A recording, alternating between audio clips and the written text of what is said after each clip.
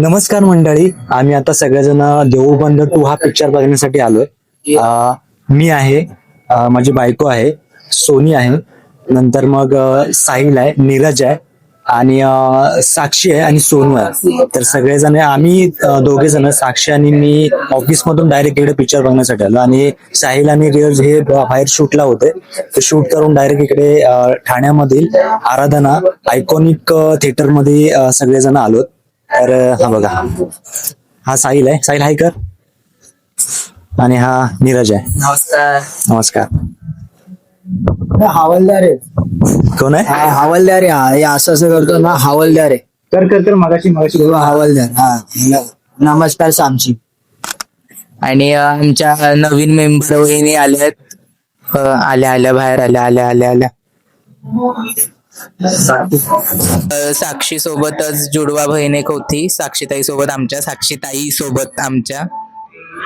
हा, आणि वहिनी आणि ताई आहेत आमच्या मागे. ही प्रतीक्षा आणि ही सोनी. कसं वाटतं? मस्त, छान.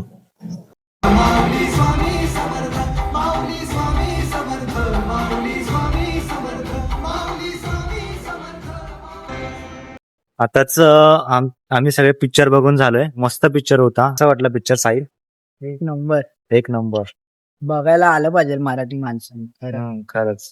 आणि जे स्वामींचे भक्त आहे ते नक्कीच हा पिक्चर बघण्यासाठी येतील. कसं वाटलं सोनी पिक्चर? कसं वाटलं पिक्चर? मस्त. आम्ही सगळे आता घरीच चाललोय. नीरज, कसं वाटलं पिक्चर? मस्त होता. स्वामी भक्तांना खूप शिकण्यासारखं आहे. जे नास्तिक आहेत त्यांनी पण बघावं अशी माझी इच्छा आहे. जे आस्तिक नास्तिक दोघे आहेत त्यांनी पण बघावं. आणि सगळ्यात बेस्ट म्हणजे शेतकऱ्यांसाठी काहीतरी आहे किंवा शेतकऱ्यांना काहीतरी शिकवतंय. म्हणजे एक तरी कळतं की शेतकरी ह्या लेवलला जाऊन सुद्धा काहीतरी करू शकतात. मग तसंच आपण तरी शहरात राहतो आता, तर आपण कुठेही शून्य नाहीच आहोत. जरी आपण शून्याला आलो तरी शून्यापासून आपण स्वतःहून वर येऊ शकतो.